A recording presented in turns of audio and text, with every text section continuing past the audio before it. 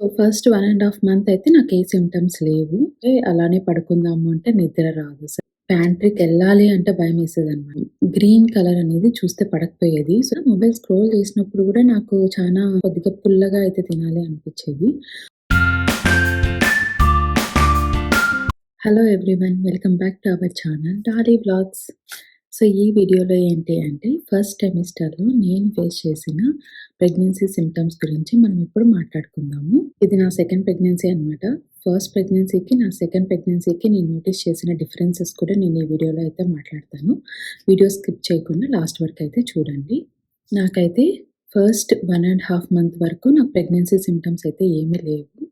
So, నాకు గూడా pregnant అని జెప్పి తెలీదనమాట. పీరియడ్స్ అయితే మిస్ అయ్యాను. ఆ పీరియడ్స్ మిస్ అవ్వడం వల్ల డౌటొచ్చి నేను ప్రెగ్నెన్సీ టెస్ట్ అయితే చేసుకున్నాను. సో, చేసుకున్న తర్వాత నాకు ప్రెగ్నెంట్ అని జెప్పి అయితే తెలిసిందనమాట. సో, ఆ వీడియో గూడా నేను చేశాను. నా ఛానల్‌లో ఉంది. ఎవరైనా చూడకనుంటే వెళ్లి చెకౌట్ చేయండి. మీకు నచ్చితే గనక ఛానల్‌ని మాత్రం ఖచ్చితంగా సబ్స్క్రైబ్ చేసుకోండి. సో, అలా పీరియడ్స్ మిస్ అయిన తర్వాత నేను చేసుకుంటే ఓకే. ప్రెగ్నెంట్ అని జెప్పే తెలిసిందనమాట. సో, ఫస్ట్ 1 ½ మంత్ అయితే నాకు ఏ సింప్టమ్స్ లేవు. సో, ఆఫ్టర్ 1 ½ మంత్ సో, అప్పుడే నాకు ప్రెగ్నెన్సీ సింప్టమ్స్ అనేది నాకు తెలియడం మొదలుపెట్టాయనమాట. నా బాడీలో చేంజెస్ కానీలే, హార్మోనల్ చేంజెస్ కానీలే, లేదంటే నాసియా, వామిటింగ్ సో, అవన్నీ ఆ 1 ½ మంత్ తర్వాత నాకు స్టార్ట్ అయ్యాయనమాట. సో, ఫస్ట్ సెమిస్టర్ అంటేనే భయపడేది అందరూ మార్నింగ్ సిక్‌నెస్. సో, అది నాకు గూడా ఉన్నింది. సో, ఆ మార్నింగ్ సిక్‌నెస్ ఉండడం వల్ల సో, నాకేమో మార్నింగ్ లేవబుద్ధి అయ్యేది కాదు. లేస్తే ఒక పక్క మళ్ళీ లేసి బ్రష్ చేయాలని భయమనమాట. సో, అలా అని లేవకుండా ఉంటే అలానే పడుకుందాము అంటే నిద్ర రాదు సరిగ్గా. సో, ఇవన్నీ ఆ 1 ½ మంత్ పీరియడ్‌లో బాగా తెలిసాయనమాట. సో, నాసియా అయితే నాకు కూడా ఫుల్లుగా ఉన్నింది. మార్నింగ్ సిక్‌నెస్ అనేది మార్నింగ్ టైమ్‌లోనే వచ్చేది కాదు. సో, డే అంతా అనిపిచ్చేదనమాట. కొద్దిగా టైర్డ్‌గా ఫీల్ అవ్వడము. సో, అలా అనిపిచ్చేదనమాట. ఇంకా వామిటింగ్స్ విషయానికొస్తే నాకు పెద్దగా వామిటింగ్స్ అయితే అవ్వలేదు. కడుపు ఎక్కువ తిప్పుతూ ఉండేది కానీ వామిటింగ్స్ అయితే అవ్వలేదు. ఒక 1 ఆర్ 2 టైమ్స్ అయితే వామిటింగ్స్ అయ్యాయి అంతే తప్ప నాకైతే పెద్దగా వామిటింగ్స్ అయితే లేవనమాట. అండ్ కంపారిజన్ సో, నా ఫస్ట్ ప్రెగ్నెన్సీకి ఇది సెకండ్ ప్రెగ్నెన్సీ గదా! డిఫరెన్స్ ఏంటి అంటే నాకు మార్నింగ్ సిక్‌నెస్ అనేది ఫస్ట్ ప్రెగ్నెన్సీలో చాలా తక్కువ అనిపిచ్చింది. సో, సెకండ్ ప్రెగ్నెన్సీలో చాలా ఎక్కువ అనిపిచ్చిందనమాట. సో, అది నాకు ఫస్ట్ ప్రెగ్నెన్సీకి, సెకండ్ ప్రెగ్నెన్సీకి అయితే డిఫరెన్సు. సో, నెక్స్ట్ సింప్టమ్ వచ్చేసరికి సెన్సిటివిటీ టు స్మెల్ అనమాట. ఇంకా నాకు స్మెల్స్ అయితే పెద్దగా ఎక్కువ పడేది కాదు. సో, ప్యాంట్రీకెళ్ళాలి అంటే భయమేసేదనమాట. సో, ఆ కారప్పొడి, ధనియాల పొడి సో, ప్రతి ఒక్క స్మెల్ తెలిసిపోయేది నాకు.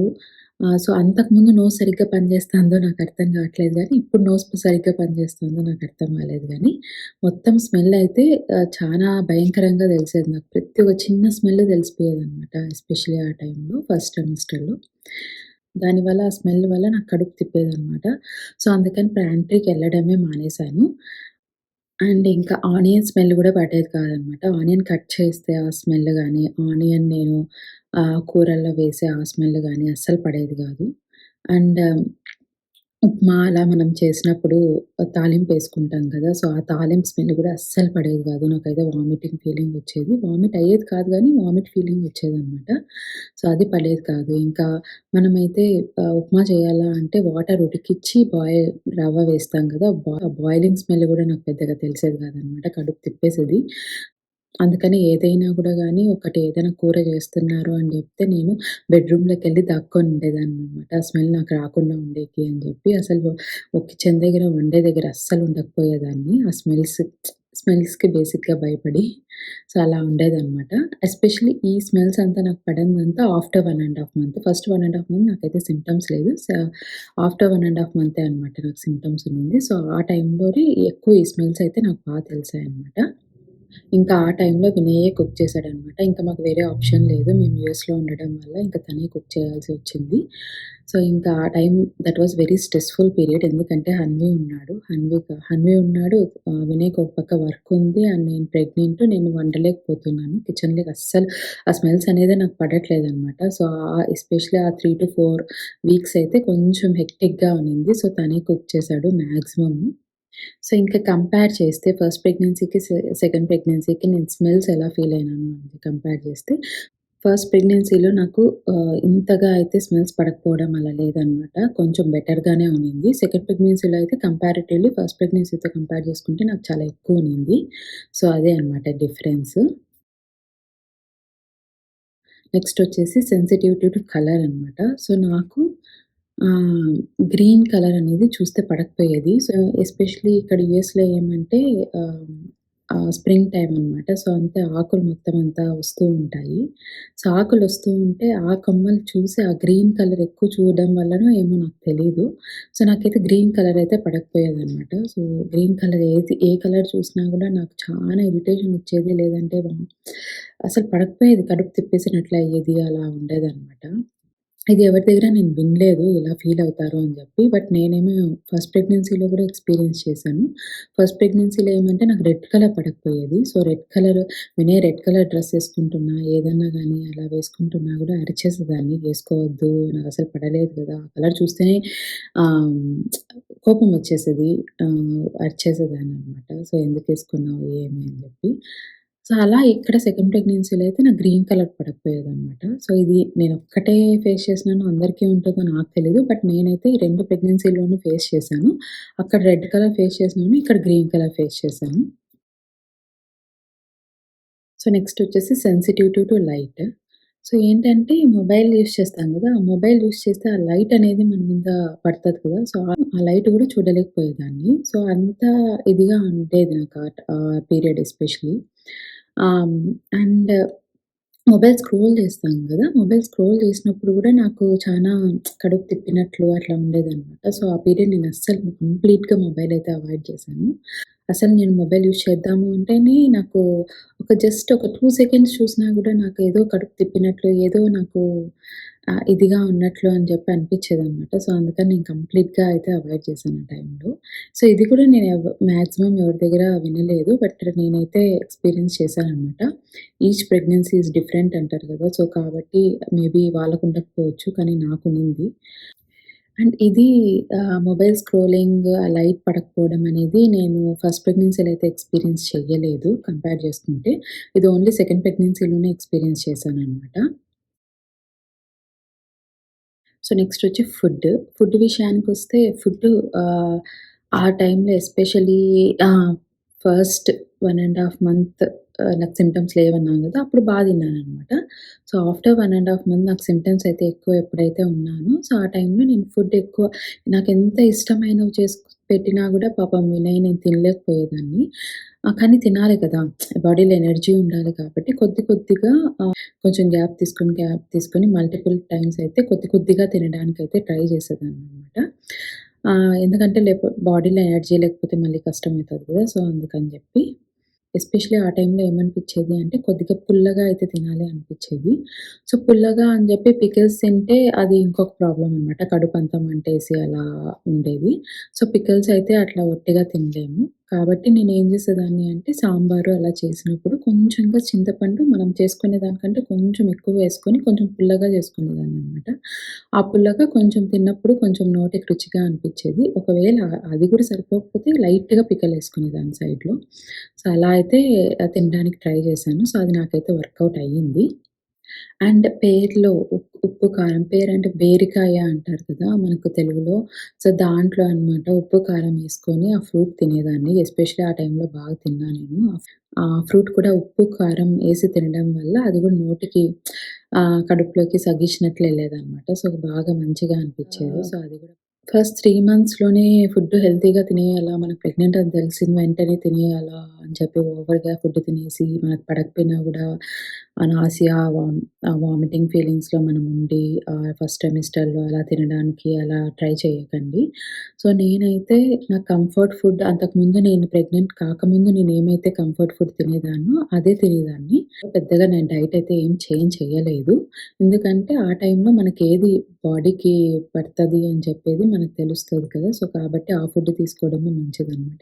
నా బాడీ కొంచెం నాసియా, వామిటింగ్ అవన్నీ చెప్పి తగ్గిన తర్వాత కొంచెం కంట్రోల్‌లోకొచ్చిన తర్వాత అప్పుడు నేను కొద్దిగా ఇంకా కొంచెం హెల్తీగా తినడానికైతే ప్రయత్నించాననమాట. సో, ఫస్ట్‌లోనే నేను ఓవర్ హెల్తీగా తినేయాలా, నేను ప్రెగ్నెంట్ కదా అని చెప్పి నేనైతే తినలేదు. సో, స్లోగా నేను ఓకే. కంఫర్టబుల్ ఇప్పుడు ఈ టైంలో నేనింకా కొద్దిగా తినగలుగుతాను అని చెప్పి నాకు తెలుస్తది కదా! సో, అప్పుడు స్ట్రెస్ తీసుకోకుండా అప్పుడు ఇంట్రడ్యూస్ చేసుకున్నాను. కొంచెం ఇంకా హెల్తీ ఫుడ్స్ తీసుకోవడానికి. సో, ఎస్పెషల్లీ ఫోర్త్ మంత్ నుంచి మనం కొంచెం ఆహ్, తినగలుగుతామనమాట. ఎందుకంటే మార్నింగ్ సిక్‌నెస్, నాసియా అవన్నీ తగ్గుతాయి మనకు. కాబట్టి ఫోర్త్ మంత్‌లో మన నుంచి మనం మంచి ఫుడ్ అయితే తీసుకోవచ్చు. సో, ఆ పీరియడ్ బాగుంటది. కాబట్టి ఇంకా ఆ పీరియడ్‌లో అనేది కొద్దిగా నేను హెల్తీ ఫుడ్స్ అయితే ఆహ్, తీసుకోవడం నేను స్లోగా ఇంట్రడ్యూస్ చేసుకున్నాననమాట. ఫస్ట్ సెమిస్టర్ మొత్తం అంతా గూడా గానీలే నేను ఓవర్‌కమ్ చేశాను అంటే డెఫినెట్‌గా all my credits goes to Vinay. నేనెంత ఇదిగా ఉన్నా గూడా పాపం చానా తను ఆఫీస్ వర్క్ చేసుకుంటున్నా గూడా నాకు డిఫరెంట్ వెరైటీస్ ఆఫ్ ఫుడ్స్ అయితే చేసి పెట్టాడు. నేను కొద్దిగా అయినా తింటాను అని జెప్పి. ఇంకా యూఎస్‌లో వేరే వాళ్ళ హెల్ప్ అయితే ఉండదు కాబట్టి హస్బెండ్ హెల్ప్ అయితే ఖచ్చితంగా తీసుకోండి. ఎంతవరకు వీలైతే అంతవరకు. సో, ఇంక ఇండియాలో అయితే అమ్మ వాళ్ళు గానీ, అత్తయ్య వాళ్ళు గానీ వాళ్ళుంటారు కాబట్టి ఇంకొంచెం ఎక్స్‌ట్రా సపోర్ట్ అయితే ఉంటదనమాట కంపారిటివ్‌లీ. వీటితో పాటు మూడ్ స్వింగ్స్ అనేది ఉంటాయన్నమాట. సో, ఎందుకంటే బాడీలో హార్మోన్స్ మొత్తం చేంజ్ అయితా ఉంటాయి కాబట్టి, సో, అదంతా కామన్. నేనేం చెప్పదలుచుకున్నానంటే మాక్సిమం ఫుడ్ పూర్తిగా అవాయిడ్ చేయొద్దండి. ఫస్ట్ సెమిస్టర్‌లో తినలేకపోతున్నాం గదా అని చెప్పి, కొద్దిగా అన్నా గూడా గానీ తినడానికి ట్రై చేయండి. బికాజ్ ఎనర్జీ అనేది చాలా ఇంపార్టెంట్. సో, ఒకేసారి మొత్తం అంతా తీసుకోలేకపోతే కొద్దిగా మల్టిపుల్ ఇంటర్వెల్స్‌లో అయితే తినడానికి ట్రై చేయండి. సో, అప్పుడు ఆ బాడీకైతే ఎనర్జీ అనేది ఉంటది. అండ్ మీకేది పడతదో, మీకేది తినాలనుకుంటున్నారో అదే తినండి. హెల్తీగా ఏదో తినేసేయాలా ఫస్ట్ సెమిస్టర్‌లోనే నేను ప్రెగ్నెంట్ అని చెప్పి తినేయకండి. ఫస్ట్ సెమిస్టరే మీరింకా బేబీ అయితే ఫుల్‌గా అయితే ఇంకా ఏం డెవలప్ అయ్యుండదు. సో, ఇంకా ఆర్గాన్స్ కూడా ఏం డెవలప్ అయ్యుండవు. కాబట్టి మీకేది కంఫర్ట్ ఫుడ్డో మీరదే తీసుకోండి. సో, ఫస్ట్ సెమిస్టర్ అయినాక మీరు స్లోగా బెటర్ అవుతారనమాట. సో, ఆ బెటర్ అయిన తర్వాత అప్పుడు మీరు స్లోగా హెల్తీ ఫుడ్స్ మెల్లిమెల్లిగా మీ ఫుడ్‌లో అయితే ఇంట్రడ్యూస్ చేసుకోండి. అలా అని నేను ఫస్ట్ సెమిస్టర్‌లో పిజ్జాలు, బర్గర్‌లు తినమనైతే నేను సజెస్ట్ చేయలేదు. కంఫర్ట్ ఫుడ్ మీకేదైతే లైక్ అన్నము, పప్పు, రసము సో, ఇలాంటివి ఏ ఫుడ్ తినాలనిపిస్తదో సో, అలాంటి ఫుడ్ తినడానికైతే ట్రై చేయండి. మీకు ఫస్ట్ సెమిస్టర్‌కి, సెకండ్ సెమిస్టర్‌కి నేను ఎలాంటి సింప్టమ్స్ అయితే ఫేస్ చేశాను అని చెప్పైతే చెప్పానని చెప్పి అనుకుంటున్నాను. సో, నా ఫస్ట్ సెమిస్టర్‌లో వేరే సింప్టమ్స్ ఉన్నాయి. సెకండ్ సెమిస్టర్‌లో వేరే సింప్టమ్స్ ఉన్నాయి. సో, నాకు ఫస్ట్ అయితే అబ్బాయి పుట్టాడు కదా! సో, సెకండ్ అయితే అమ్మాయి పుడుతుందా అనేది అని చెప్పి అనుకుంటారేమో. సో, నేను ఇదే డాక్టర్‌ని ఎళ్లి అడిగాననమాట. సో, ఫస్ట్ అబ్బాయి పుట్టాడు కదా! నాకు ఈసారి అమ్మాయి పుడుతుందా అని చెప్పి డాక్టర్ ఒకటే చెప్పాడు. ఏమని ఈచ్ ప్రెగ్నెన్సీ ఈస్ డిఫరెంట్.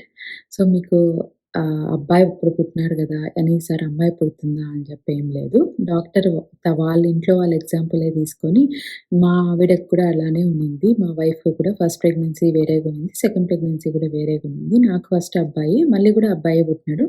మళ్ళీ కూడా ఇంకొక సారి కూడా డిఫరెంట్‌గా ఉన్నింది. అప్పుడు కూడా అబ్బాయే పుట్టినాడు అని చెప్పి చెప్పారనమాట. సో, నాకెక్కడో కొంచెం హోప్ ఉన్నింది అమ్మాయి పుడతది అని చెప్పి. సో, అది కూడా డాక్టర్ దగ్గరికెళ్ళేసరికి మొత్తం అంతా కూల్చేసినాడనమాట. సో, అది తెలీదు. సో, మన ప్రెగ్నెన్సీ సింప్టమ్స్ డిఫరెంట్‌గున్నాయి కదా! అని చెప్పి అమ్మాయి అని చెప్పి మనం అనుకోవడానికి లేదు. సో, మనకు అబ్బాయే గూడా అవ్వచ్చనమాట. మన చేతుల్లో అయితే లేదు. ఆహ్, బట్ మనం ఆశపడ్డంలో తప్పులేదు గదా! దేవుడిస్తాడేమో చూద్దాము అని జెప్పి. సో, అదైతే మనకు వచ్చేంత వరకు మనకు తెలీదు గాబట్టి. బట్ నాతో డాక్టర్ అయితే ఇలా అన్నాడనమాట. ఫస్ట్ సెమిస్టర్‌కి, సెకండ్ సెమిస్టర్‌కి డిఫరెన్స్ ఉంది గదా! నాకు అమ్మాయే అని జెప్తే, అలా ఏం లేదు. Each pregnancy is different. ఆ సింప్టమ్స్‌తోనే అబ్బాయి గూడా పుట్టొచ్చు మీకు. మీరైతే అలా అనుకోవద్దండి అనైతే క్లియర్‌గా చెప్పాడనమాట. ఇంకా నేను ఆ రోజైతే ఫుల్ డిసప్పాయింట్ అయిపోయినాను. ఏంది కొంచెం ఆశ పెట్టుకున్నాను అమ్మాయి పుడతది అని జెప్పి. సో, అది గూడా నాకు ఫుల్ ఇది చేసేసినాడు అని చెప్పి.